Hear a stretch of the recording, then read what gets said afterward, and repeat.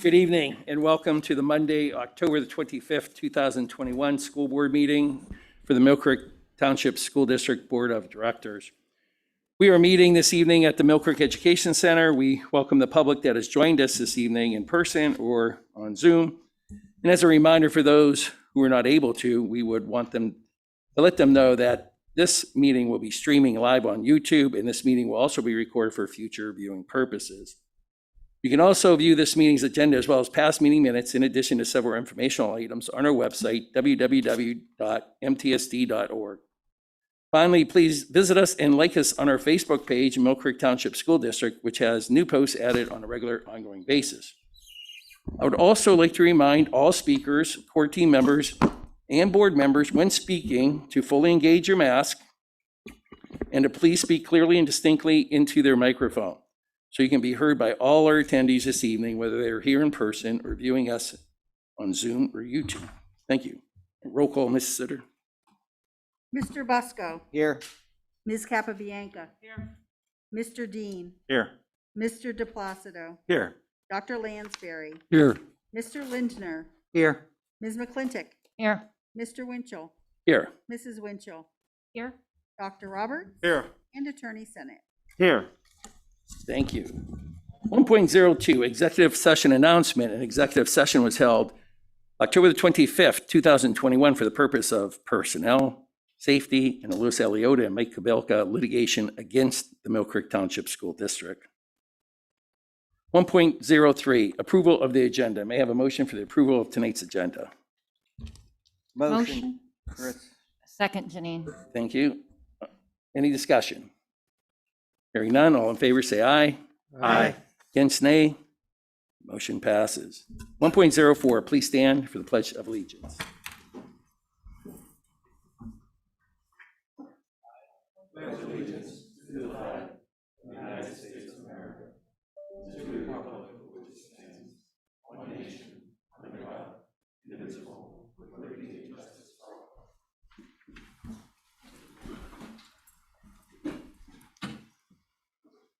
Okay, item 2, minutes.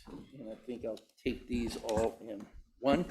2.01, special school board meeting minutes of September the 21st, 2021. 2.02, school board meeting minutes of September the 27th, 2021. 2.03, committee of the whole meeting minutes of October the 11th, 2021. And 2.04, special school board study session meeting on October the 12th, 2021. Can I have a motion of 2.01, 2.02, 2.03, and 2.04? Make a motion, Janine. Have a Second, John. Thank you, John. Any discussion? Hearing none, all in favor say aye. Aye. Against, nay.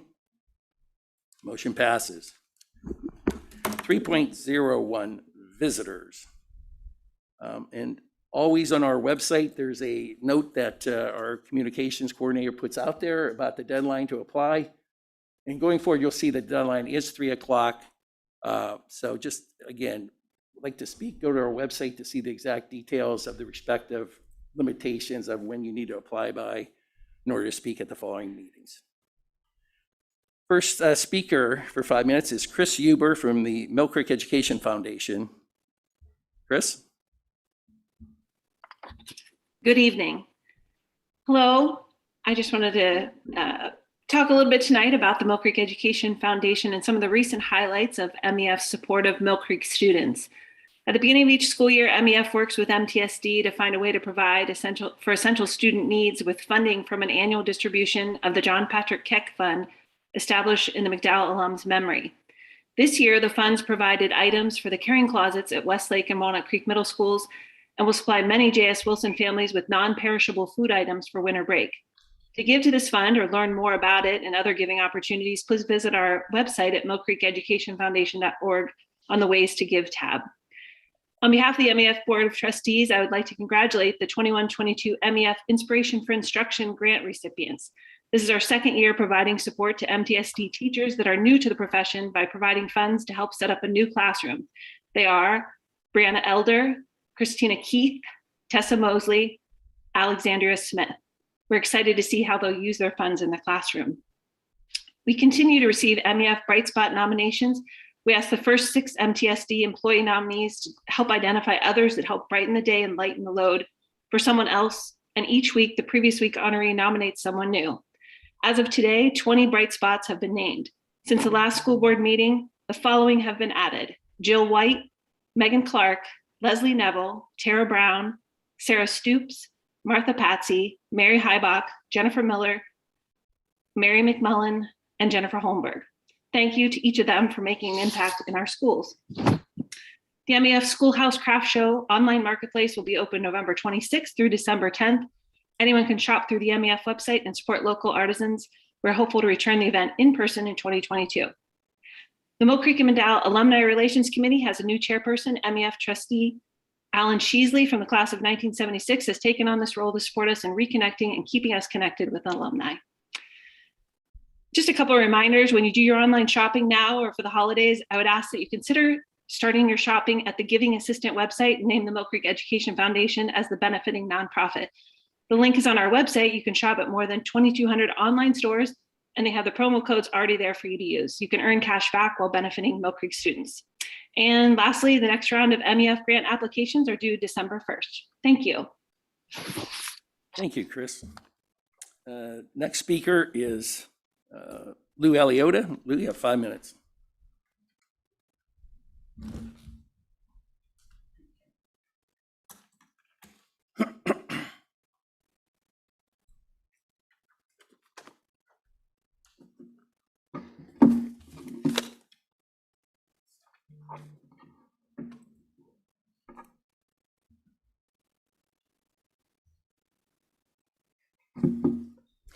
Good evening, board, administration, students, parents, voters, taxpayers. A couple of quotes this evening. There is a crack in everything. That's how the light gets in. You cannot defeat darkness by running from it, nor can you conquer your inner demons by hiding them from the world. In order to defeat darkness, you must bring it into the light. Let's state it in my email to the board on October 19th. It is reasonable to say nothing has been done in my written questions and comments relative to the following. Both Superintendent Dr. Roberts and Board President Winchell have done nothing to address my concerns and the public questions as written. I would consider that a dereliction of duty or a neglect of duty. Still no written legal opinion relative to the taxpayer cost of about approximately $150,000 of the litigation by a former superintendent, William Hall, past and present school board directors, and the current superintendent against me while I was a school board director as to the legality of same. When Mr. Senate commented after I spoke on October 11th, that was a board meeting, he stated that the board did not violate the U.S. and Pennsylvania constitutional law. Did he or any school board director watch the hearing for the petition for review relative to the legality of masks in public schools by the full Commonwealth Court last week? I did. Additional questions that the public may want to ask the solicitor. Did the solicitor read the briefs, watch the argument? If not, why not? Does the solicitor share the multiple concerns about the legality of the order that was raised by the Commonwealth Court judges in the argument? Why didn't the solicitor discuss these concerns in detail with the board or at an open public meeting? If the school masking order is found to be legally invalid, is the school district going to be taking steps to make reparations to students that were negatively affected by the order? When was the last time anyone in this room read the Communist Manifesto of 1847? Here are some excerpts. Discredit the American Constitution by calling it inadequate, old-fashioned, out of step with modern needs, a hindrance to cooperation between nations on a worldwide basis. Belittle all forms of American culture. Okay, you see it right now. And discourage teaching of American history on the ground that it was only a minor part of the big picture.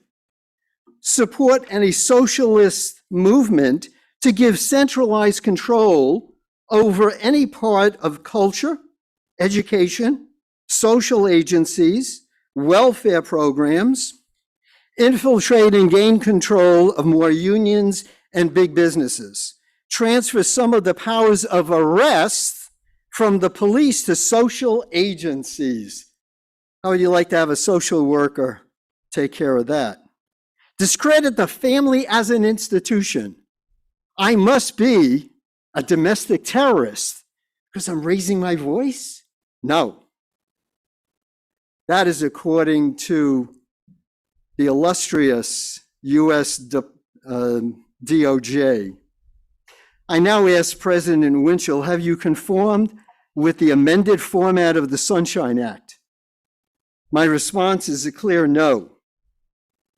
When holding an executive session and presenting to the public, the reason given, of course, must be meaningful. It must be more than some generalized term like personnel matters, and litigation tells you nothing. When a board chairman tells a citizen he may not hear the board discuss certain business, he is taking liberties with the rights of that citizen. And the reason given for this interference must be genuine and meaningful, and one the citizen can understand. Okay, thank you for the opportunity. Next And- speaker. Excuse me, may I give this to the president? Thank you. That's straight from the Sunshine Act. Thank you. Sure, Senate, any comments on that? Just in response to Mr. Aliota's complaint, number one, Blue mask, please. neither the Dr. Roberts nor Mr. Winchell nor any other Mill Creek Township School District employee is going to respond to Mr. Aliota's emails that are related to his current litigation. And if Mr. Aliota wants information from the school district in regard to his current litigation against the school district, then Mr. Aliota should contact his own attorneys, and his attorneys can contact the Mill Creek Township School District attorneys who are representing the school district in regard to those cases. So no answer will be provided in this setting. In regard to the Commonwealth Court argument, that's exactly what it was, just an argument. And at the present time, the school district will continue to follow the Department of Health order. And as long as that order is in place, if the Commonwealth Court takes some action in regard to that order, we will follow the Commonwealth Court. Until the courts decide, we will follow the order of the Department of Health. In regard to the Sunshine Act, there has been no violation of the Sunshine Act. We do disclose the basis for which the executive sessions are held. We identified, in regard to litigation, we identified the specific case which is involved in the matter, which is what we're required to do under the Sunshine Act. That's all I have in response to it. Thank you. Okay, our next 5-minute speaker is Mr. Troy Prozan.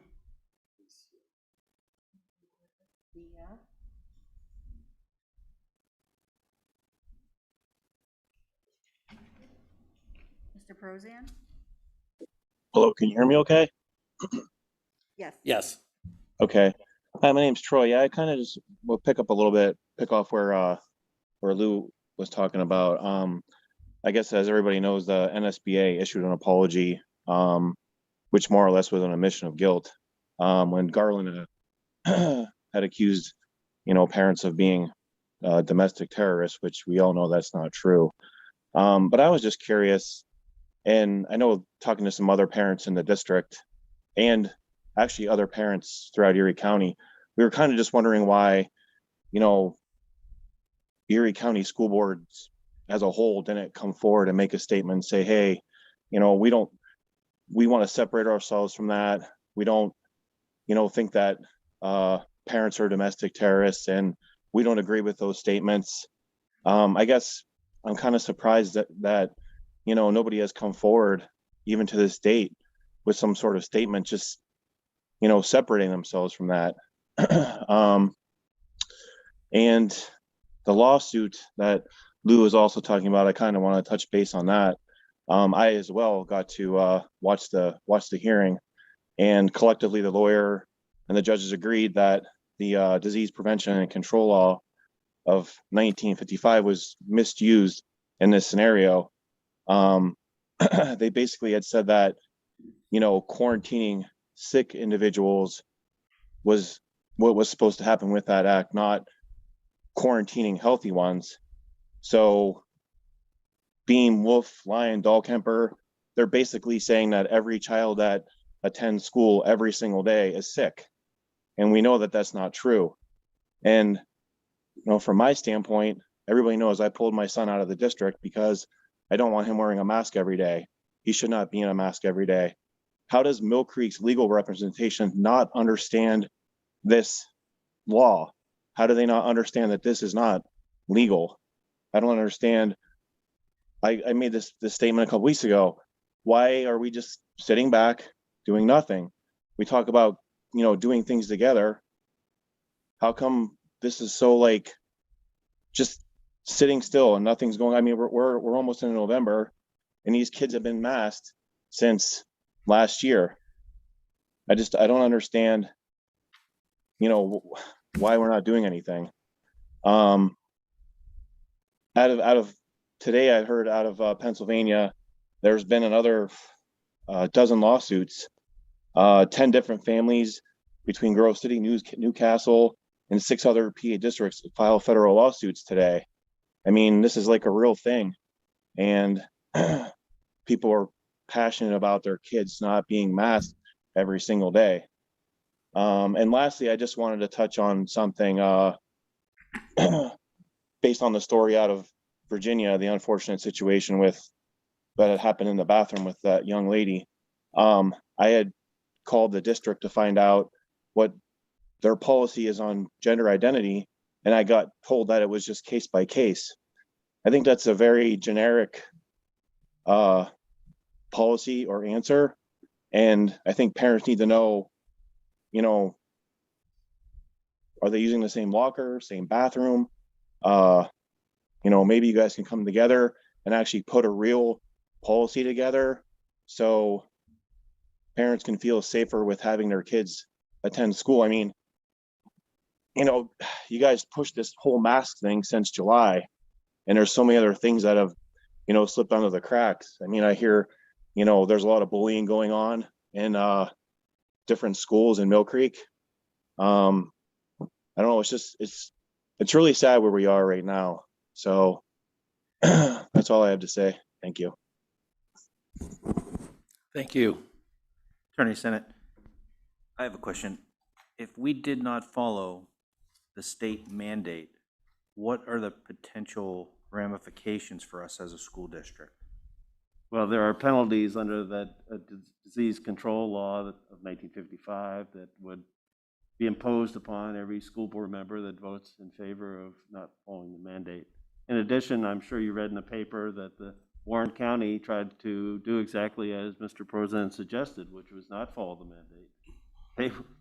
The parents of students who wanted them to follow the mandate filed in federal court here in the Western District of Pennsylvania.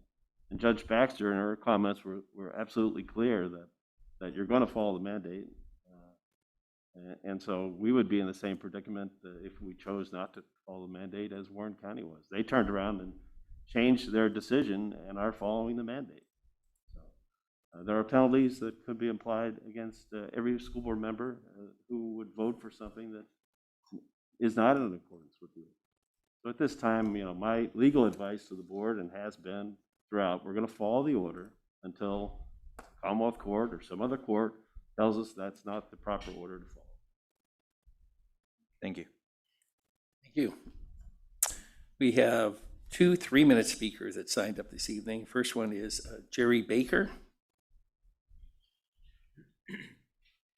Jerry, you have 3 minutes once you get started.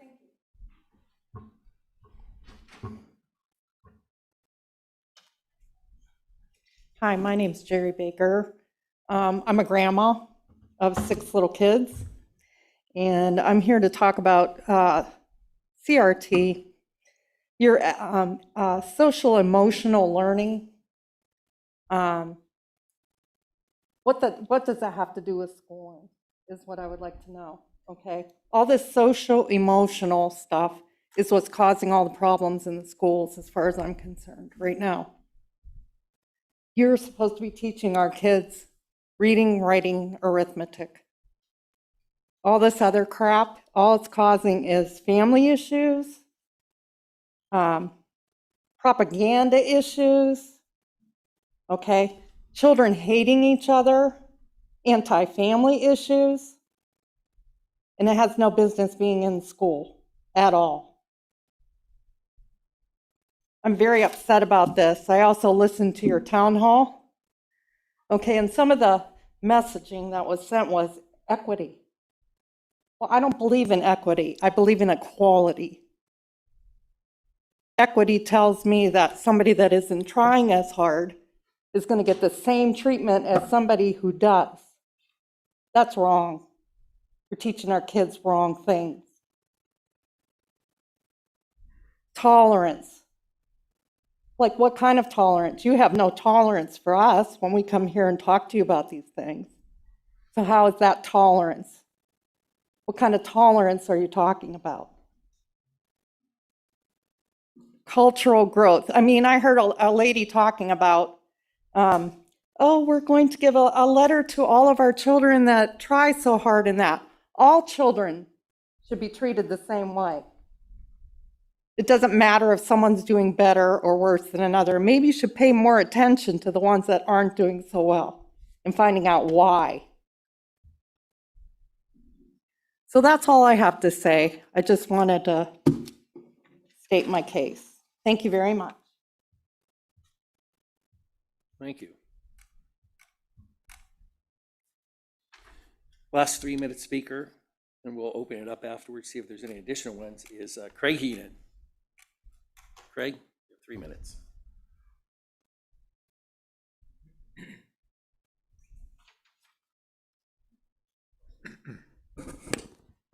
Thank you. In this district, we have hundreds of student athletes that commit their lives to compete for McDowell and to wear the M. We have student athletes in the 9 to 12 grade level that participate in basketball, cheer, cross country, dance, football, golf, marching band, soccer, tennis, volleyball, water polo, bowling, hockey, track, swimming, wrestling, baseball, lacrosse, and softball. We have countless student athletes in the elementary and middle schools that compete in these same sports. Over the past 6 months, our school district has had the honor of watching greatness. We had 10 cross-country runners named All-Region. We had a water polo player break the all-time scoring record. We had an 8th grader win the Junior Master Association bowling title in Michigan. We had a runner take first in the McDowell Cross Country Invitational for the first time in decades. We had our cheer team win a state championship. We had 10 swimmers named the Academic All-American team. We had 10 D10 championships in softball, baseball, boys golf, girls tennis, girls lacrosse, and many in track. I will stand here and list more, but you get the picture on what an incredible and amazing job our students do to represent our district. So why am I telling you all this? It's because for some reason, our district doesn't like to celebrate these accomplishments and put anything related on social media. In 2021, the official school district social media has had over 400 Facebook posts. Of those posts, we have had 5 posts that tout anything with athletics. 5 out of 400. And although we have an athletics Twitter account, those tweets are never shared by the district account either. It is hard to come up with any possible reason why we are one of the only school districts in the region to not use our social media voices to celebrate the hard work that goes into these accomplishments. 3 weeks ago, we had an undefeated football team sell out a stadium of thousands and defeat a crosstown rival, and not one word was mentioned. Last week, our varsity hockey team played Cathedral Prep for the first time in 8 years at Erie Insurance Arena. We had 500 spectators, including the mob, the cheer team, news stations, and the community there to support the team. Nothing on the district page. Today, we have girls golfers today in the state finals, and the Twitter update is Dr. Roberts reading spooky stories to Chestnut Hill. I know athletics is a bad word for many in the district. We can't give an image that we spend any money on athletics, and we can't pretend we have students here instead of prep or Mercyhurst because of athletics. The fact is, we do have students here. They're going to McDowell because they want to represent you and could very easily attend another school to represent them. And believe me, those schools want many of these kids. We do have students that work for years to earn an M-Varsity letter, to earn a spot on a team, to earn the right to say they are a Trojan. We have students that work 12 months a year to play for the school and also an opportunity for financial relief in college. I would ask that as a district, we begin to celebrate, honor, and respect the student athletes who would give anything to play for this school.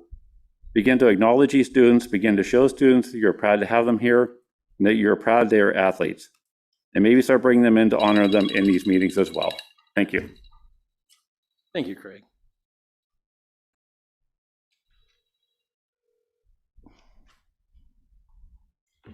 Any other, we have one hand raised. Yes, I see. we now have 2 hands raised. Okay. First one is Lori. Allwood. Lori Allwood. Lori, you have 3 minutes. She's on mute, I think.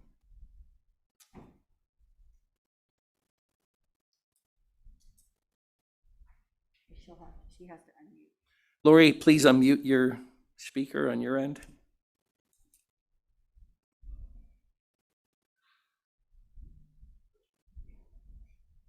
Hello?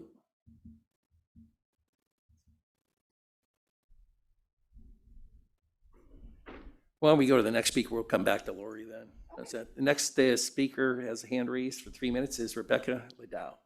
Rebecca, you have 3 minutes. Hi, thank you. Let's see. We had a bill that actually recently passed through the PA Senate, and it would allow parents to have online access to what their children are learning in public schools. So currently it's gone to the Senate for consideration. It would publish online the academic standard to be achieved, instructional materials, course syllabus, and assessment techniques.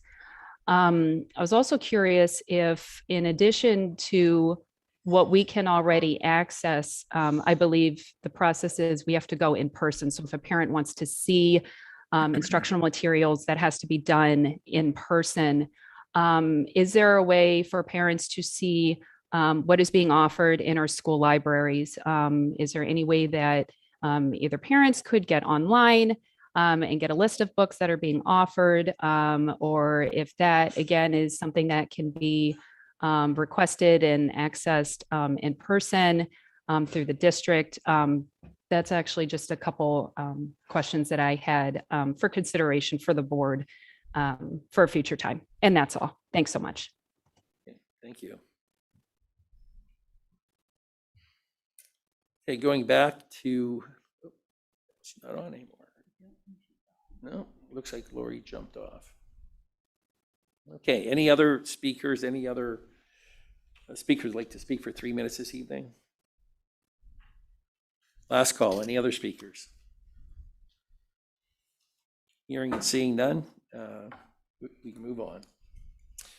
Item 4, instruction and student services. Mrs. Winchell. Thank you. There are 8 items on the agenda. All 8 of these were discussed at the committee meeting held October 11th. I'd like to bring them forward in 2 different motions. I'd like to bring forward as a motion to approve item 4.01, new high school course called Aquatics 2, 4.02, course name change from CPA Dance to PE Dance, 4.04, Dr. Gertrude Barber Center, service agreement from 8/31 of this year to 6/8 of 22. 4.05, the Dr. Gertrude Barber Center agreement moving forward from 7/29 of this year to 8/5 of 2022. 4.06, the contract for in-school nursing services, by Bioday Healthcare for 10/26 of this year through 6/9 of 2022. 4.07, Learn Well agreement from 7/1 of this year to 6/30 of 22. And finally, 4.08, the 2022 National Youth Tobacco Survey. So I'd like to bring those forward as a motion. Can I have a second, please? Second, Janine. Okay, thank you, Janine. We have a motion and we have a second. Any discussion? Hearing none, all in favor say aye. Aye. Against, nay. Motion passes. Okay, and finally, item 4.03, which is the Mtsd Comprehensive Plan for review, draft date of September 24th of 2021. I had made comments at the October 11th meeting, and my concern with that is not related to any of the 6 community or parent members that are on there. The concern I expressed was that I felt that we have had the opportunity to see some very articulate, thoughtful speakers and emails come to us as board members, and we have a very, very narrow focus when we involve community and parents. As I looked at those 6 volunteers, I believe 4 of the 6 of them are either employees of the district or spouses of employees of the district. And so my request would be that in the future that we reach out farther to get some of the skilled experts in our community that are willing to share their expertise, that don't have a direct affiliation with the district. Okay. Okay. Can I bring that forward in a motion? I'm sorry, I brought it forward as a motion. May I have a second? Can I have a second? Second, Dean. Thank you. We have a motion, we have a second. Any discussion? That was my discussion, sorry. I would agree with Shirley that I think there's plenty of areas where we could reach out and get expertise in different levels. There used to be a board that sat, or a group that sat together that had business leaders and stuff. And definitely with the mill, I mean, there's machine shops all over there using those kids. They should be sitting there. That's a great suggestion. That was a very well-accepted grouping that happened here. I think they met quarterly. We frequently say that we want to reach out to the public, and this would have been an opportunity for us to do that. I'd like for us to take more opportunities to reach out to the public and to bring in more diverse perspectives. I agree. Thank you. The plan as it exists, so it's just more or less a starting point and can continually be modified and grow as a document over the next years. Is that true? That is true, Dr. Lansbury. I certainly want to acknowledge and say thank you to Mrs. Winchell and Mr. Bosco for the push around sort of extending or expanding our recruitment efforts. And as we continue to ground our work in continuous improvement, we will certainly take this into consideration. And rest assured that over the next year or 3, which is the life of the plan, you will certainly see improvement in every aspect of this work. So thank you all. What can we expect in terms of reporting back to the board in intervals in terms of progress on this document? Is it monthly? Is it quarterly? What can we expect in terms of progress? Sorry, we'll be meeting quarterly to review the document. And I did want to comment also at the recommendation of Ms. Winchell at the last board meeting. I have communicated with Dr. Benson. Dr. Benson has agreed to be part of our professional development committee. She has the document. She's reviewing the portions of it that she needs to, and then she's going to be back in touch with me. But we'll report back to the board quarterly, and we can continue to add people if you have any other suggestions. So thank you. Yeah, those advisory councils that were in place years ago meet on a semi-annual quarterly basis. They'd have a bunch for, John, you probably remember those. They have a dinner, and then they would have, the finance, they'd have the operations group, and then you'd kind of come together, you give us town hall, State of the Union, and then they would break in their groups and they would come back, and I just think all our employees got a lot of input from the community on that, and they really felt involved with that also, so. Noted. Thank you, Mr. Winchell. Okay, so we do have a motion, we have a second, we've had discussion. Any other discussion? All in favor, say aye. Aye. Against, nay. Nay. Motion passes. That is it for instruction and student services. Okay, thank you. Moving on, item 5, old business. I'd like to interject a comment here. We never really seem to do much in this old business, and it would be nice to have an opportunity to tie up loose ends. And so I'm suggesting that perhaps during this time, that would be a good time for us to tie up loose ends related to things that have happened or things that are going on that might not be part of the agenda for that evening. For example, could we just get a brief update on the centralization of attendance? For example, that was done, I believe it was in the fall of 2019. And we centralized attendance rather than having building level attendance. Could we just get a quick update on how that's going? I mean, I'm not looking for a PowerPoint or anything like that, just how's it going?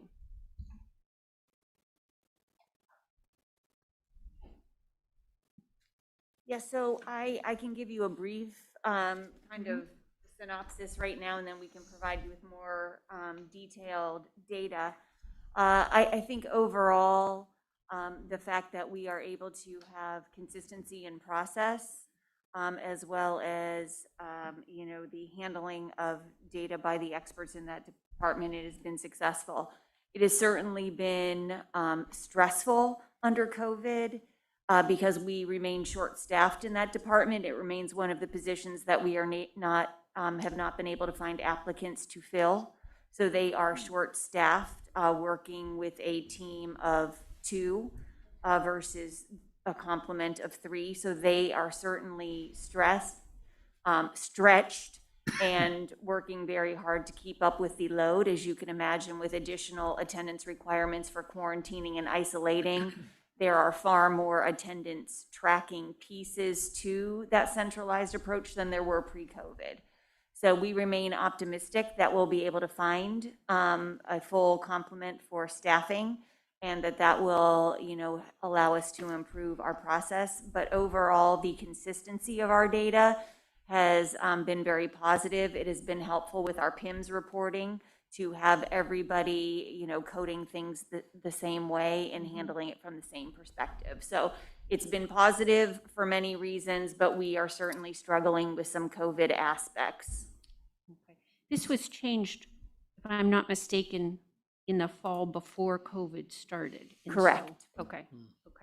Very good. Yes, we had about a 6-month period of time before things changed dramatically. Okay, perfect. Thank you.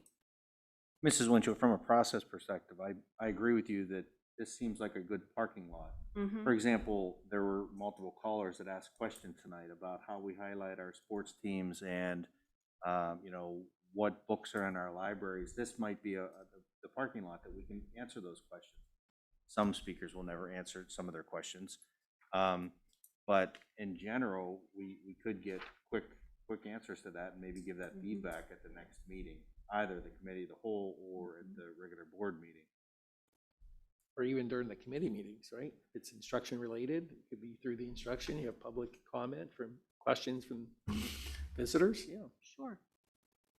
My only suggestion is if we are actually going to add items to old business, that at the beginning of the meeting, when we talk about amendments to the agenda, that you actually raise it there so we can put it on the agenda and identify that topic as an old business item. Now, I realize it was just a report, And there was no action item as part of that report, so there's no violation of the Sunshine Act, but just for transparency and clarity and trying to follow the process that we put in place, that agenda items that you're going to add to the agenda, we put at the top of the meeting and raise it. Okay. Could also submit that to the board secretary prior to the agenda being Right. printed. That would be the best way. That'd be the best way, then you wouldn't have to do an amendment. Right. Never question that. So if there's any old business someone would like to kind of want an update on or something like that, just, right through, myself and Linda, just CC me on it, but ask Linda to put that on the agenda as an agenda item under old business. Okay. Good idea. Okay. Move forward. Item 6, Personnel and Policy Committee, Mrs. McClintock. Thank you, President Winchell. We have 6 items for personnel and policy. I'll bring them forward as one block. 6.01, Policy 218.2, Terroristic Threats. 6.02, Policy 236.1, Threat Assessment. 6.03, Policy 707, Use of School Facilities. 6.04, Policy 916, Volunteers. 6.05, the Revised Student Code of Conduct for 2021-2022. And finally, 6.06, the October 2021 Personnel Board Report. There were 2 additions since you saw it at the COW meeting. At Westlake, we have a resignation of a family and consumer science teacher effective today. And we have 3 new additions, 3 new hires for first student, 1 driver, 2 monitors. I'd like to bring those 6 items forward in a block. I'll make a motion. Can I have a second? Second, Chris. Any discussion? Hearing none, all in favor say aye. Aye. Against, nay. Motion passes. Item 7, month-end close reports. Mr. O'Toole? Thank you. 7.01 are the student activity accounts that we see on a monthly basis. I would ask for approval of 7.01. Make a motion. Can I have a second? Second. Any discussion? All in favor say aye. Aye. Against, nay. Motion passes. 7.02 is an informational item. This is the enrollment summary. If you open up this attachment, it is informational, but as requested in the past, the board did ask for the number of KLOA students as well as how many students were attending ECTS.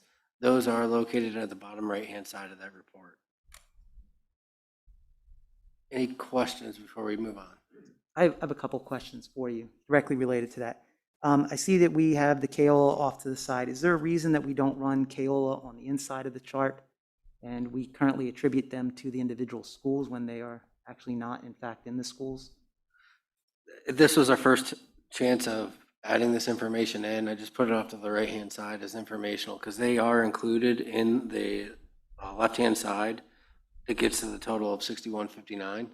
They are included in that number. If we want to see that over there where I can put it as like a negative, so you're still coming to the same outcome, I can do that. Yeah, I would prefer if it was on the left-hand side, and then obviously we'd be withdrawing them out of the individual schools themselves, correct? Because they'd still all be Mill Creek Township School District students. They just wouldn't be attributed to individual buildings because they're online. Well, it's our program. I mean, so this is based off of how our reporting for PIMS would naturally occur. So they're in our buildings. We're reporting them as within that building to the state. And Mr. Lindner, if I could just add, some of our auxiliary servicing, such as guidance services and other services that those students may need to access, are still done through their home schools. Understood. So one of the things that I had a question for, what is the difference between KOL this year and last year? Are we up? Are we down? We are up.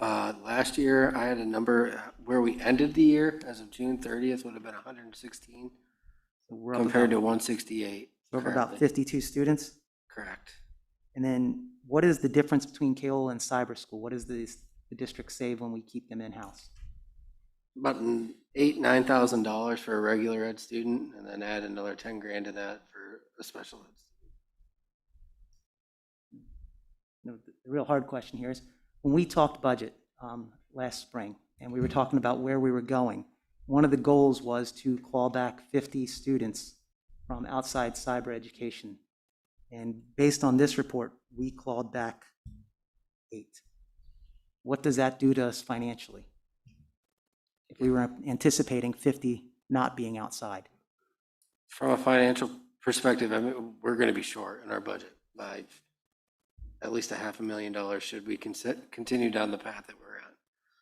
Is there an opportunity to win some of those back before this year is over? I know that we put in place a new position, and one of the responsibilities or goals was to help us stem some of that outward cyber school opportunities. How are we moving forward to try to recapture some of these students before the year's over, or are they lost to us for the year?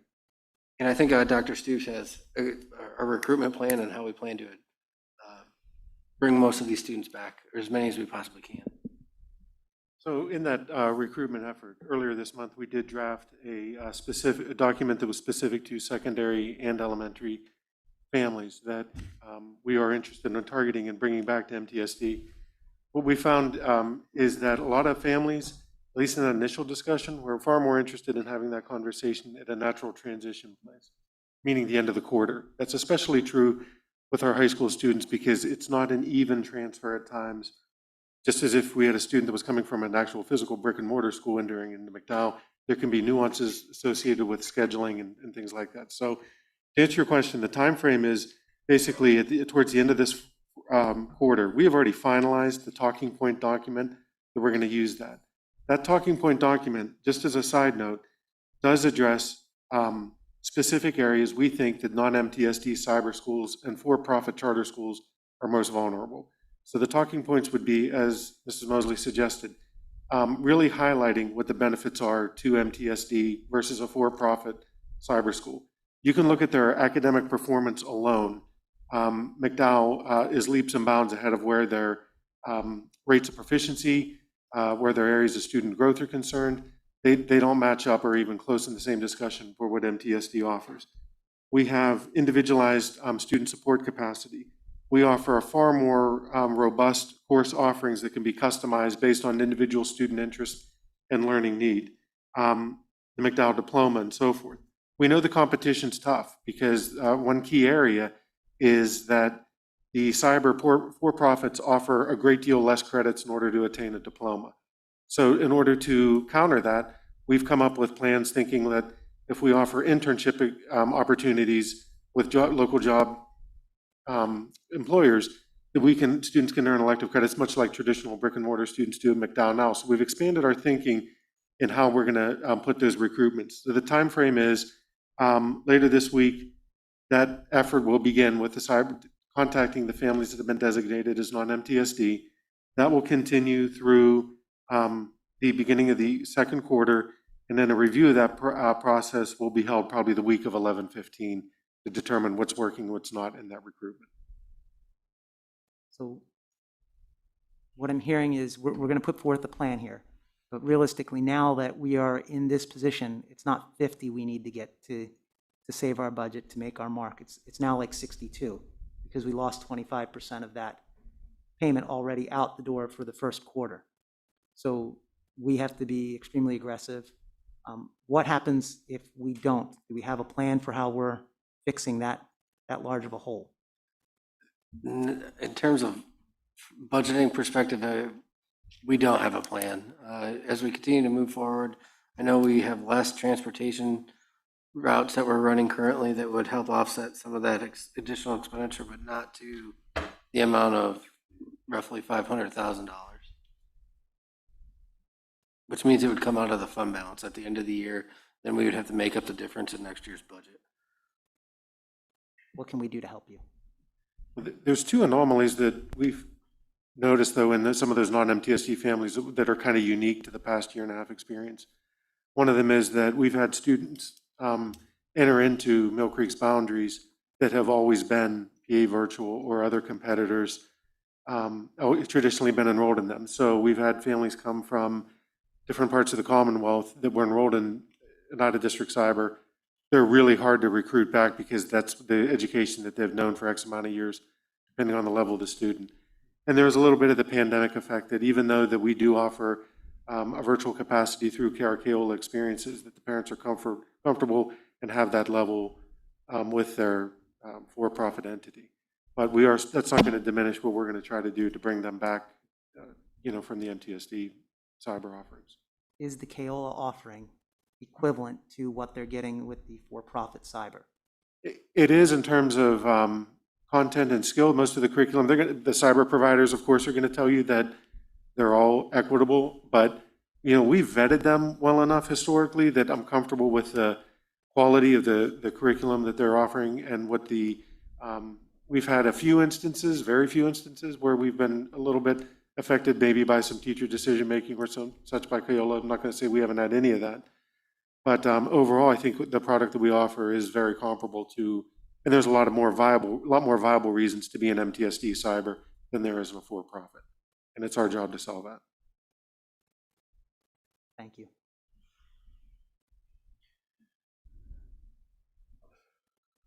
Any other questions before we move on to 7.03? 7.03 is a budget transfer. I would ask for the board to approve. You have a motion for the budget transfer, item 7.03. Make a motion, Mike. You have a second. Chris, second. Any discussion? Hearing none, all in favor say aye. Aye. Against, nay. Motion passes. 7.04 is an informational item. It's our investment summary. As you can see here, interest rates continue to decline in this rate environment. Therefore, that means less investment income. 7.05 is the ESSERS report, for which we started last month. Again, this is just updated for what we have spent at the end of September and what we project to spend those funds on. Any questions regarding 7.04 or 7.05? No, I would just say this is a new report, as Mr. O'Toole mentioned. I know that when we had our meetings throughout the summer, there's a lot of questions from the public and from the community asking about the ESSER funds. What's our plans for it? How are we going to spend it? What you can't use it for? So Aaron and his team put together this report that's updated every month, and it's out on the website so the community and individuals can view what the ESSER funds are being used for. So thank you, Aaron, for starting that report. Thank you. The next three items, or the 7.06 is our bond summary information with the change orders associated with the renovations from this past summer. I would ask for a motion to approve 7.06. Have a motion, please? Motion, John. Second? Second, Janine. Okay, any discussion? All in favor, say aye. Aye. Against, nay. Motion passes. 7.07 is the treasurer's summary for the current month. I would ask the board for a motion to accept. Have a motion to accept the treasury summary. Motion, Janine. Second, Mike. Thank you. Any discussion? All in favor, say aye. Aye. Against, nay. Motion passes. And the last month-end close report would be 7.08, which are the financial reports for each respective fund with a variance analysis. I would ask the board for a motion to approve these reports. Have a motion, please. Motion, Chris. Have a second. Second, Mike. Any discussion? I do have one comment, and I don't know, Aaron, if this is really possible or not. It's hard when we're looking at a variance versus the previous year, knowing that the previous year was such an anomaly of a year, and we have such an influx of ESSERS funds.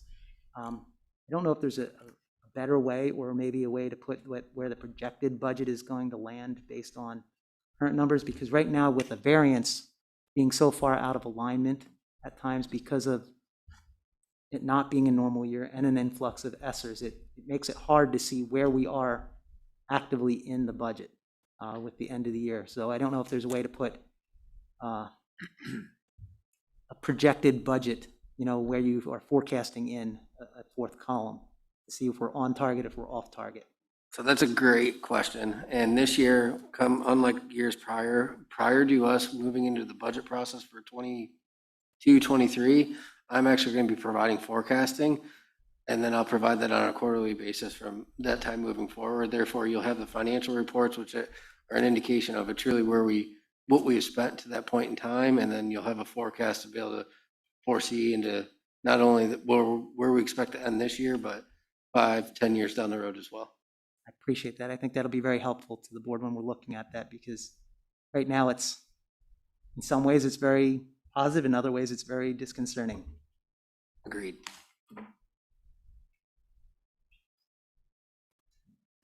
So we had a motion, a second discussion. All in favor? Oh, you already voted? No. Okay. So all in favor, say aye. Aye. Against, nay? Motion passes.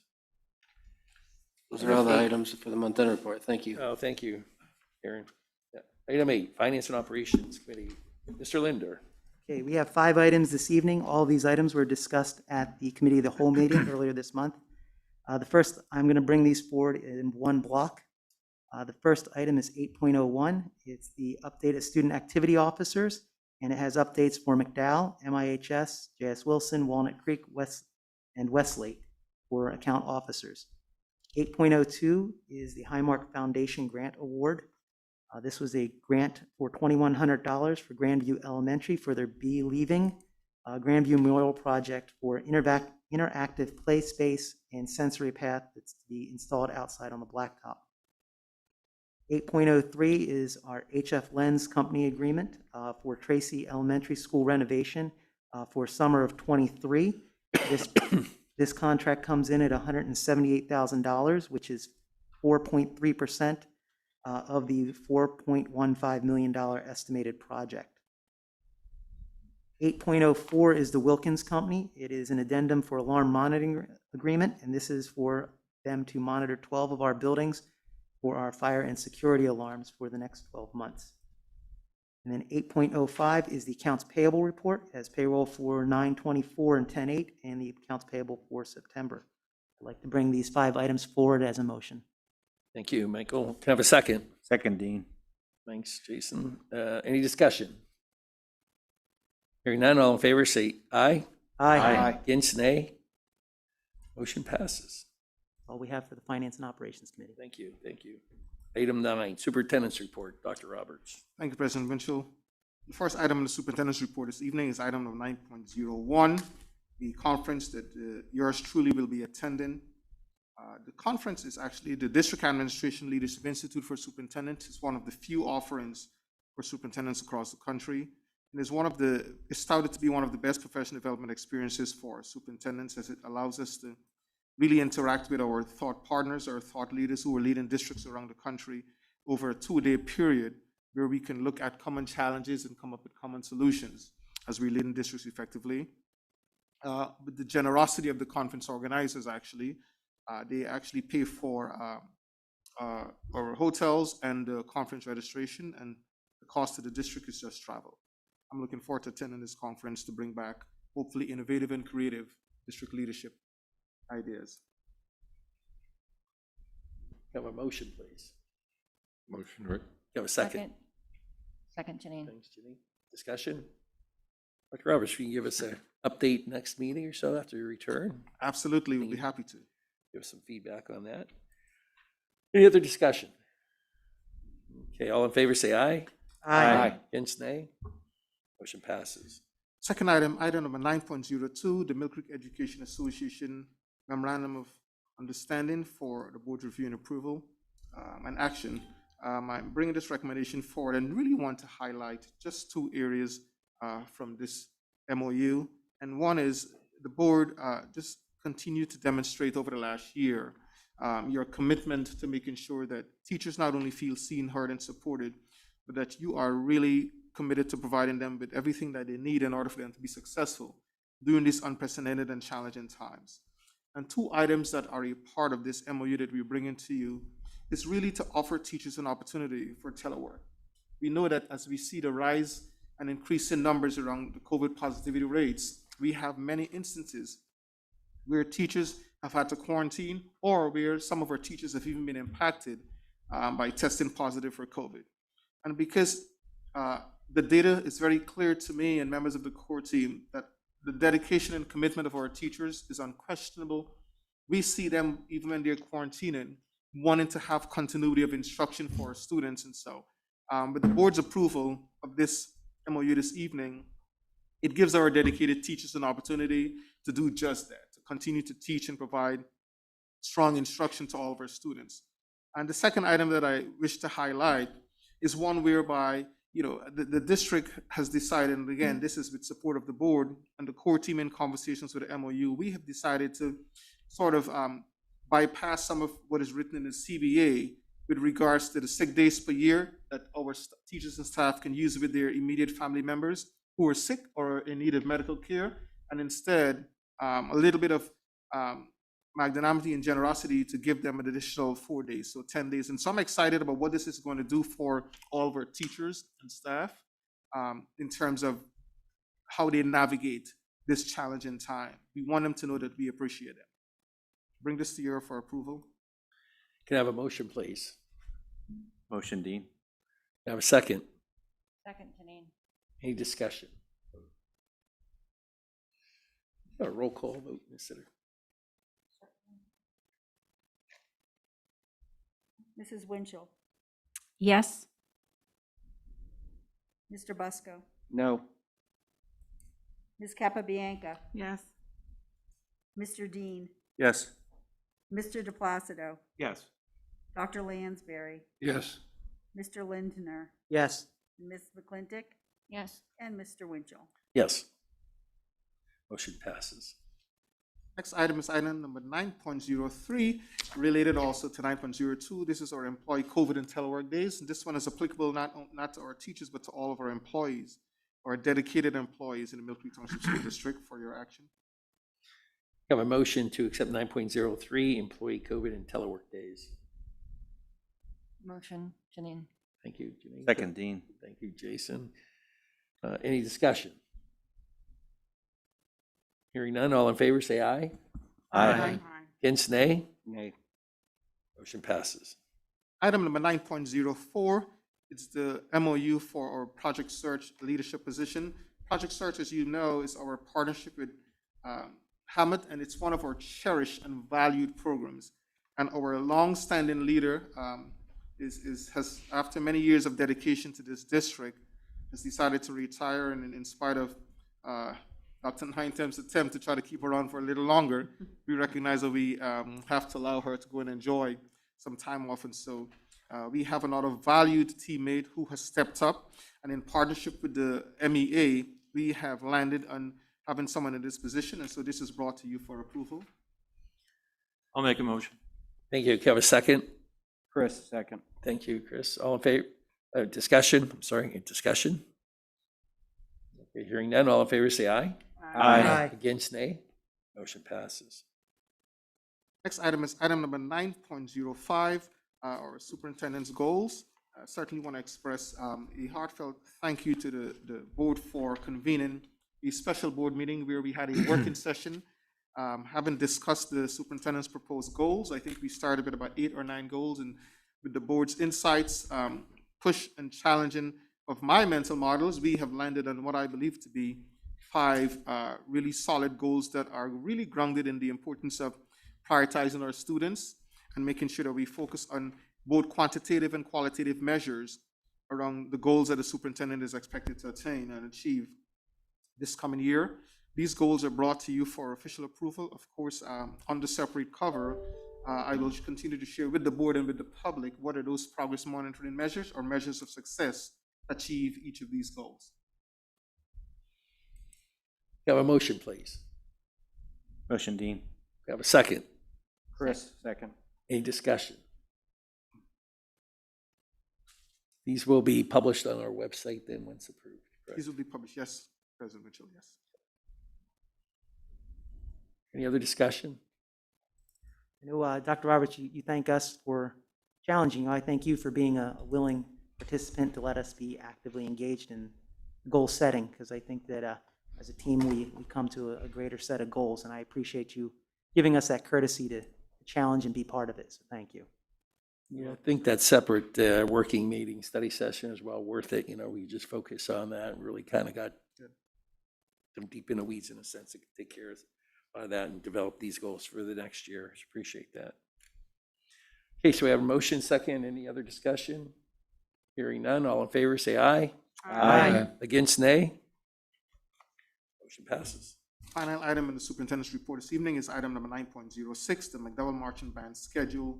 Of of course, you know, we have, as our students would say, one of the best bands in the land, and they have had a hectic and really powerful schedule. I bring this item to you this evening for approval, and certainly to first acknowledge that this has been my oversight, where this item should have been brought to you much sooner at the beginning of the season for approval.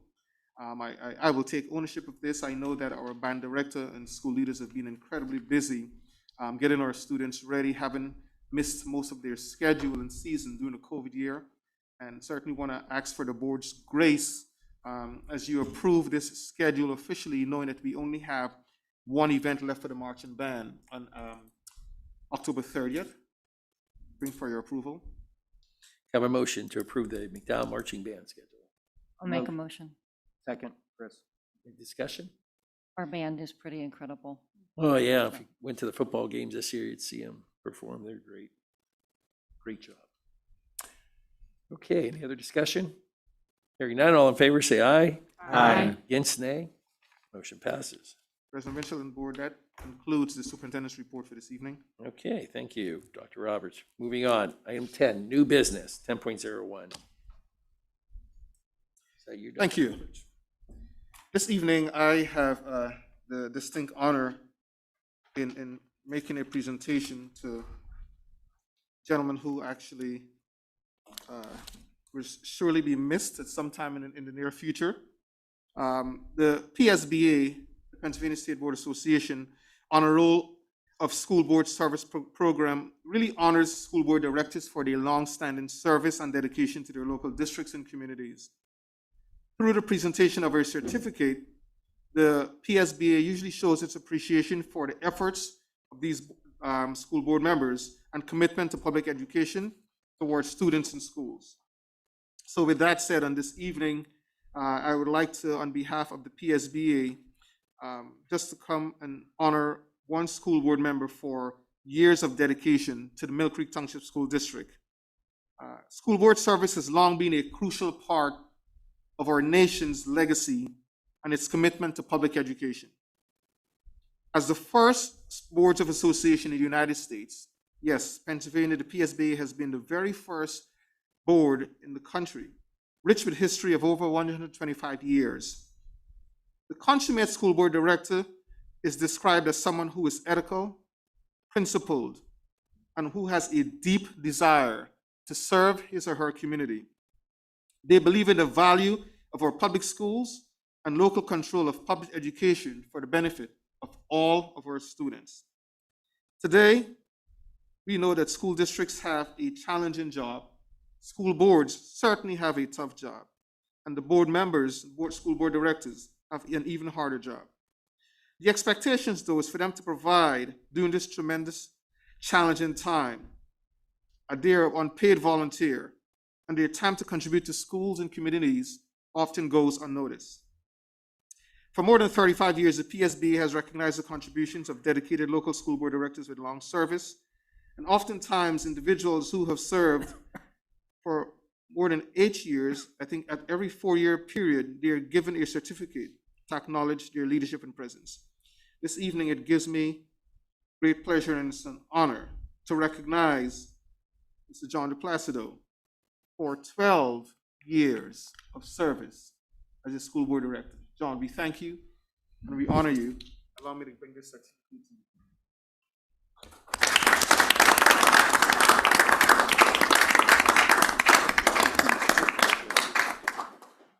John, few comments, please.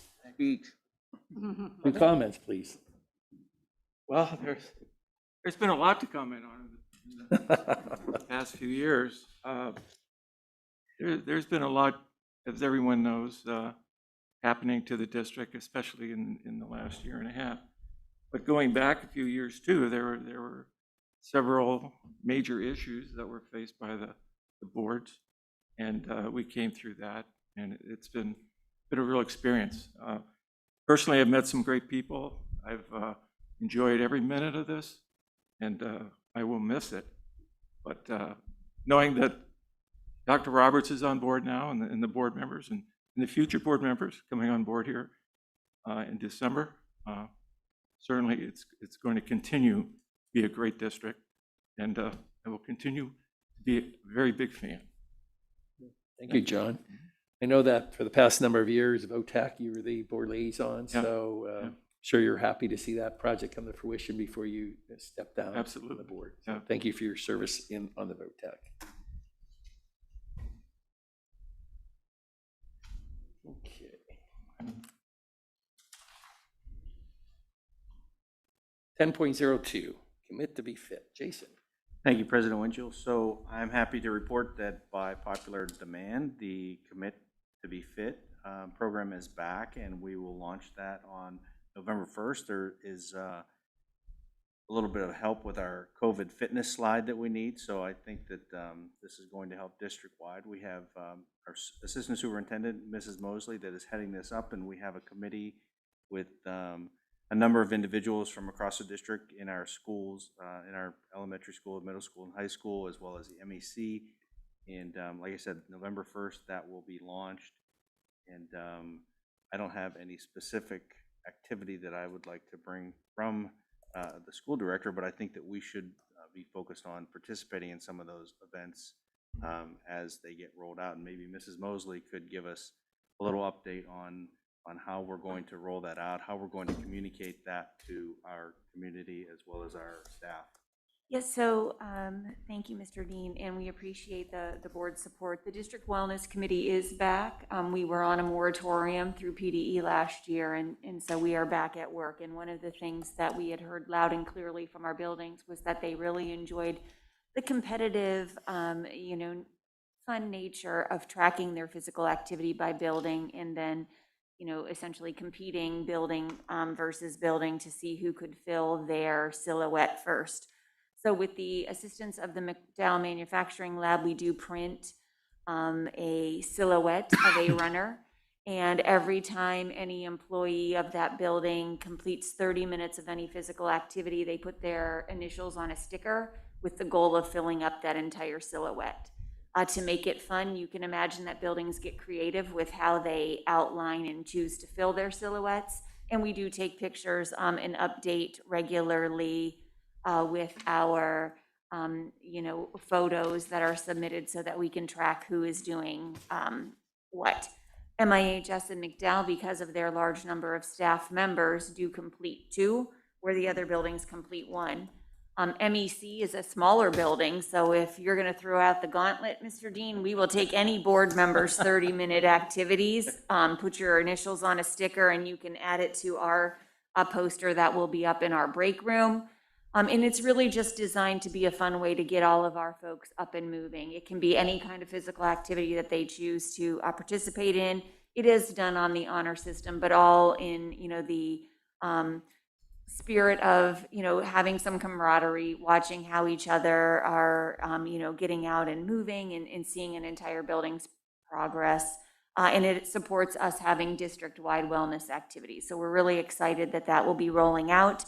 And it has a perfect culmination with the winner being announced on our last day before Christmas break, which I'm sure everyone will be waiting with bated breath to see which building has the most activity tracked. So the stickers be with the posters too? Yes, so I can show, so every building has a large silhouette of this runner. Mm-hmm. And they are the small circular stickers, so it takes a lot of physical activity to fill one. And it's designed intentionally that way, but of course we can, track how a building's doing and just, get everybody moving. I'm just and have saying some it's going to fun. be in the break room here. Yes, for the board MEC's is members. posted in the break room, which is right over here behind. And supply of stickers will be there to. We keep a supply of stickers with a Sharpie. You just put your initials on it, stick it up there. So Okay. we will happily take, being a smaller building in the district in terms of the number of employees, we will gladly take 9 additional activity trackers. Okay. Thank you. Thank you. It's a great program. Thanks for bringing that forward, Jason. Okay, moving on. Item 11, Solicitor's Report, Attorney Senate. Yes, tonight we have the updated health and safety plan provided by your pandemic coordinator. The major change on the document is found on page 11. And it's just, she's updating your procedures consistent with the CDC updates that provided, and also updating a procedure in regard to the close contact, primary contact, and how we're contacting parents in regard to that. So the update is just reaffirming what our procedure is now and making sure it's in the plan. Beyond that, it's just a change in dates to reflect today's date as opposed to the prior date. So I'm seeking a motion to approve the health and safety plan as updated. Make a motion, Dean. Second, Janine. Any discussion? Yes, I have a couple questions. The first bullet point on page 11, where it talks about the antibody testing. Now, in the beginning of the school year, I asked a question if we would accept it, and I believe I was told, yes, we would accept it. And that was the beginning of this school year. They reference the CDC's guidance. When I pulled it up, it dates back to May 19th, 2021. Is there a more current, because there have been studies and other things have come out about antibodies, is there a more current CDC recommendation than the one that came out in May? Okay, so that was my question. So we have other studies that have come out. This is back in May. We were accepting antibody testing and now we're not. Or that's what they're recommending that we don't test. And if we were to accept it with this change, we are now not accepting antibody testing. That's correct. All right.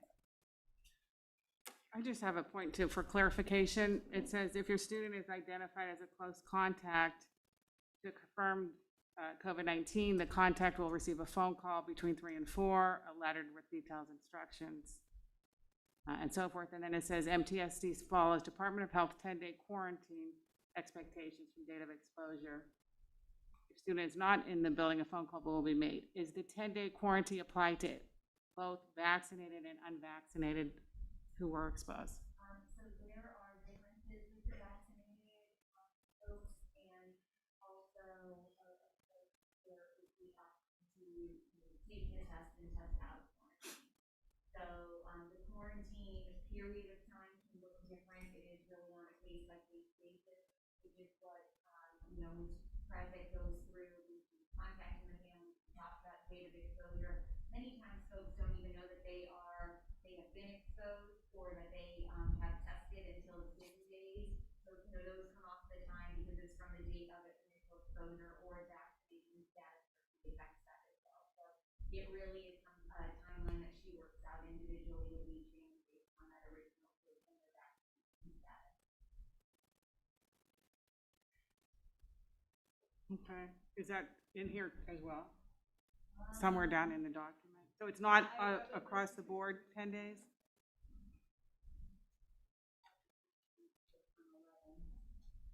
Yeah, that's the only highlighted thing.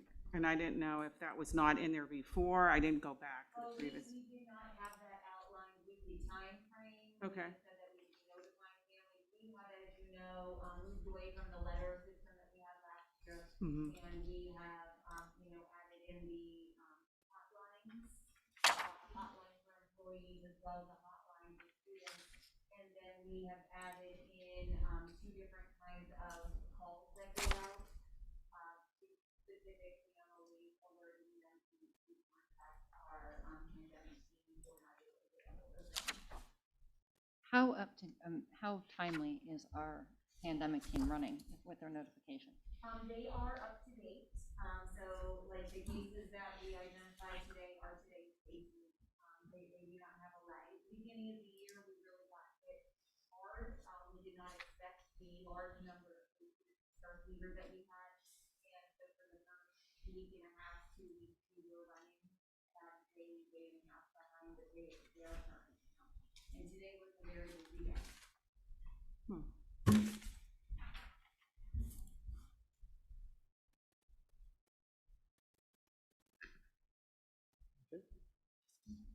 So I need a motion to approve. Motion second. What's that? We have a motion. Oh, okay. Oh, that's right, discussion. So any other discussion? Okay. Hearing none, all in favor, say aye. Aye. Against, nay. Nay. Motion passes. And I have nothing else for tonight. Thank you. Moving on to remarks, 12.01 Northwest Tri-County Intermediate Unit. That'll be me. Our meeting is Wednesday, so I'll give an update unless, Dr. Roberts, you have any comments? I know you have a superintendent's call with the IU5, with the other superintendents. Anything worth mentioning before my meeting on Wednesday for the good of the order? Not at this time, no, sir. Okay, thank you. 12.02, Erie County Technical School Report. John? Yes, there was a meeting last month, September, and a couple of students I'd like to recognize. One is Gabriella Clement, was recognized as an exemplary student. She's enrolled in the computer programming class up there. And also Marissa Burchard was also recognized as an exemplary student. She's in the health assistant field. So we congratulate them from McDowell. As we all know, there was a lot of discussion at that particular meeting regarding the renovation project.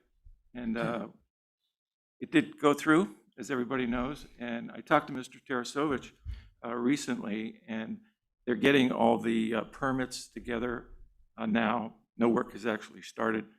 Beginning of next month, they hope to start that, but they're finishing up all the paperwork and getting that up there together. So one of the other things that we should know is that I think it's about $6 million of the JOC of the Erie County Tech ESSER funds grant, or from the government, where the ESSER funds will be put toward the HVAC upgrades up there, thereby reducing the total cost to the 11 district. Yeah, about 6 million. So that's something, that's a good thing. Reviewed the results of the parent survey, which shows a high acceptance of what is going on up there, including how it's being run. So that was a good thing. And they're modifying the guiding principle statements and doing the audit, which started in September. So there's a meeting on Thursday, and we'll report our next meeting. Thanks. 1203, Mill Creek Education Foundation. I know Ms. Huber Chris gave her updates. speech. Any other additional things, Chris? No, nothing additional. Okay, thank you. 12.04, PSBA, Jason. Thank you, President Winchell. Sitter, if you could pull up our board self-assessment, can you share that, or if not, the board has it. So if you remember, a few months back, we went and had a board self-assessment, and we scored on our principles for governance and leadership. And there's 7 different categories the PSBA identifies. And a few weeks back, I met with Jim Somerville along with President Winchell and Dr. Roberts, and we had a good discussion with him and talked about our action plan. And his suggestion to us was to move this forward to our retreat that we'll probably have in the January timeframe. And the 7 pillars that they have give a pillar to each individual board member, and there might be one that's a little bit larger than the other, and we might have 2 board members, but they can look at that and develop a mini action plan around each of those pillars that, okay, there we go. You scroll down a little bit. So we have advocate earnestly, lead responsibly, govern effectively, plan thoughtfully, evaluate continuously, communicate clearly, and act ethically. So the thought was for each board member to take one of those particular items and develop a mini action plan, how we can move forward and improve based on how we scored. And we would do that at the retreat, knowing that the next time that we meet, we'll have elected at least 3 new board members. So to do it right now, we're going to turn things over, and it just made sense for us to do that. And in addition, we won't meet again until we have elected, the public has elected new board members, and we would try to get them up to speed in the interim between November and December when they actually get on the board, and give them some information so that they're not coming in here, blind to what's going to happen and what our processes are. Correct, and I know that there'll be new board training, and I think last time when we did it, when a number of you were onboarded, I think everyone participated in that for Yes. review. So I'd encourage the remaining board members to participate in that training as well. Okay, that's all I have. Thank you. Okay, thank you, Mr. Dean. 12.05, school board remarks. I have one. Okay. I actually have two. First, I want to thank Mr. DePlacido. I've been on the board for the last almost 6 years, and you've been on the whole time, and I really appreciate your leadership, especially as a new board member. When I started out, it was nice to have someone to go to and ask questions of, and you were always very, very helpful and supportive. So thank you, and you will be missed. And second, I would like to second what Mr. Heenan said about making sure we do get our athletics out there. I do see some things, but I think it's so important, and the kids love seeing their name in print. So if we could make an effort to make sure that we recognize those student athletes, I think that would be a big plus for the district. Yep. Thank you. Well said, Janine. I have one comment, just a reminder that November 2nd is a virtual day due to the election, and I'm looking forward to seeing what the new virtual flex day is going to look like for our students. I am quoting, I believe, Mr. Orlando and Dr. Stoops, that we should expect something extremely robust and to be proud of. So I'm curious to see what that's going to look like for our young ones coming up this Tuesday.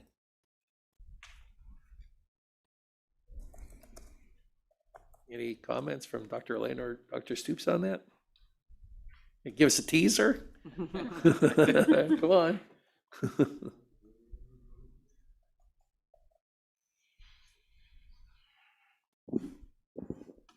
Okay, sorry about that.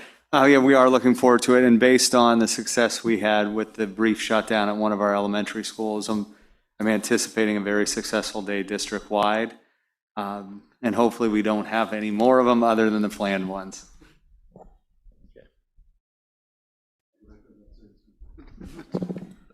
Thank you. Any other school board remarks before I turn it over to Dr. Roberts? Your name, Dr. Roberts, bring us home. Thank you, President Winchell. Good evening, everyone. As always, and tradition holds that I always want to start our remarks by acknowledging and celebrating the most important stakeholders in our midst, and they are our students. First, I want to celebrate our Westlake Middle School students, who are Braden Bickle and Nolan DeMello, Helena Negron and Isaac Catalade, as well as Trinity Bennett. The students at Westlake Middle were part of our student panel during our instructional rounds and provided us with lots of insights and important nuggets for us to understand what their needs are. Similarly, students at Grandview Elementary, Georgia Johnson, Mark Berhe, Charlotte Rainbow, Larissa Glass, Gabby Briggs, Caleb Zell, Blaine Hoover, Vitaya Dano, and Fatima Al-Amari also provided us with great insights. And at Tracy Elementary, their School to Be Kind, we had Mia Fuller, Connor Carrara, Hunter Dubé, Fiona Fitzava, Aiden Fiorelli, Casey Komarek, Karma Cummins, Reed Telesco, Van Irvin, and Lauren Walters. I want to thank you all, because the insights that you provide to us and the conversations that you have will really guide and drive the work that we're doing in the district. Similarly, in terms on the athletic front, I want to extend congratulations to our girls varsity tennis team, who were recently crowned as the District 10 tennis champions. Congratulations to our student athletes and coaches Rick and Andy. Job well done.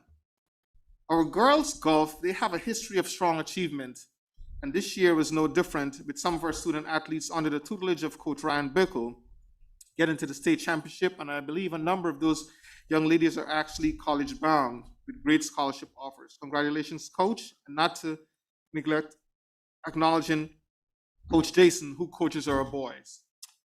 I want to certainly respond to some of our speakers this evening. Craig, thank you. Thank you for your push. I'll say, and I have a bias in this regard, one of the things that attracted me to the district, believe it or not, is the robust athletic program.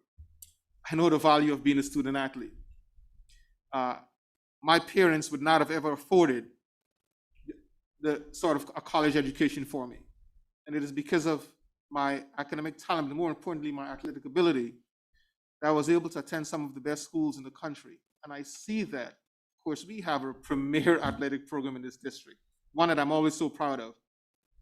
And yes, we can definitely improve, and we will improve and get better thanks to your nudge in terms of how we are celebrating our student athletes. You know, the games that I have showed up to, or the cross-country meets, they are working hard. So thank you for that push. I know that our communications coordinator, she shares my passion around making sure that we highlight and celebrate our student athletes as well as our students at academic pursuits, and you're going to see that. So thank you, sir. I know that we appreciate you. Ms. Jerry, we love having our grandparents show up here. So we don't only want to give our parents kudos. And so thank you for your perspective, and you pushed us this evening. Certainly want to encourage you that at some point, if there's additional information that we can share with you about SEL, social-emotional learning, and the power of SEL, I want to make sure that we do that. I'm going to call out our principal who is leading this work, Dr. Zablonsky, to make sure he gets in touch with you to share you with additional information. But let me share with you why are we going to continue to have SEL as a priority. Our SEL program will not supplant our commitment to academic excellence. It's going to be in addition to. There are some tenets, there are 5 tenets around SEL that we follow. It's about creating self-awareness, self-regulation, social awareness, helping our students and teachers to build stronger relationship skills, and then helping them to make sound decisions.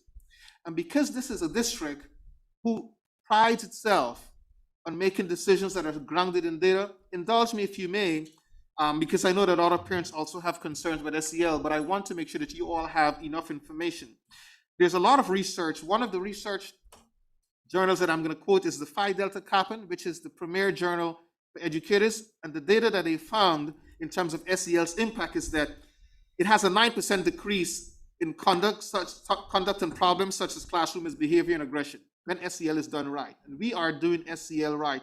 Can we get better? Yes, we can, and we will get better. It has a 10% decrease in emotional distress such as anxiety and depression. Our young people right now are definitely struggling with anxiety and depression.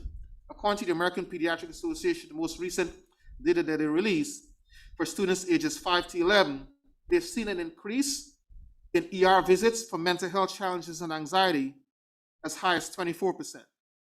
And for students between ages 12 and 18, the same increase is about 31%. So SEL is a big help. Finally, let me share 2 additional data points. There's a 9% improvement in overall school behavior for students who are exposed to a solid and robust SEL program.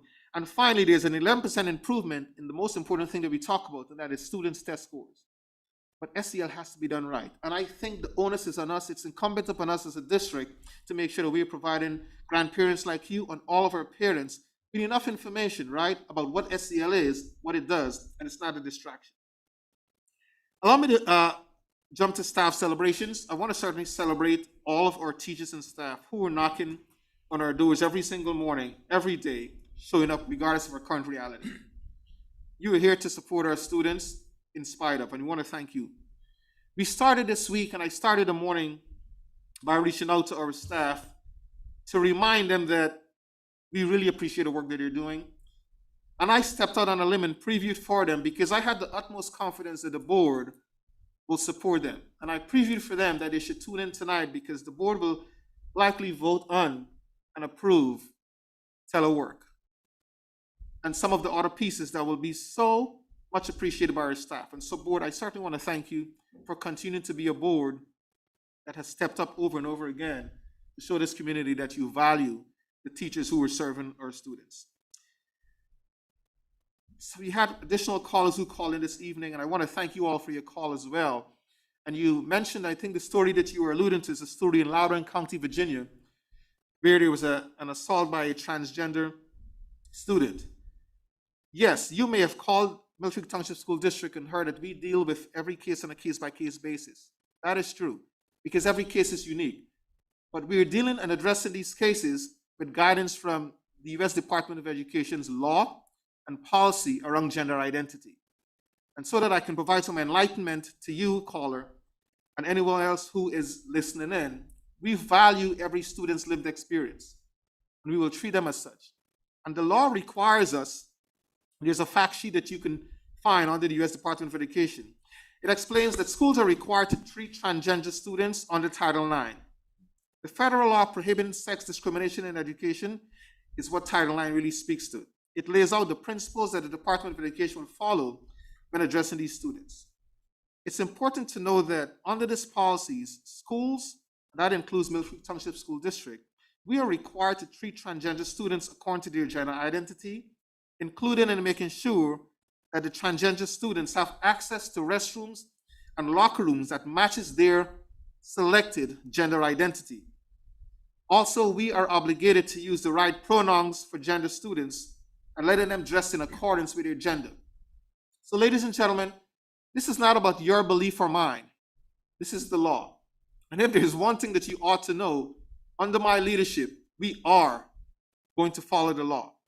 It's important for you to also know that we are always going to value the lived experiences of every student who knocks on our doors and every single adult who served them. So I believe that we have the right team in place to provide the kind of supports that our schools need and that our parents need as we are valuing the lived experiences of all of our students. Parents, as always, want to thank you for continuing to be partners with us in this work. And together, we're going to have an outstanding school year. Thank you. Thank you, Dr. Roberts. Always inspiring. Any other school board remarks? Okay, moving on to item 13, the adjournment. This meeting, as a reminder, was recorded and will be on YouTube for future viewing purposes. You can also view this meeting's agenda as well as past meeting minutes, in addition to several informational items on our website, www.mtsd.org. And finally, please visit us and like us on our Facebook page, Mill Creek Township School District. With that, can I have a motion for adjournment? Motion. Thank you. Can I have a second? Second, Chris. Any discussion? Hearing none, all in favor say aye. Aye. Against nay? We are adjourned.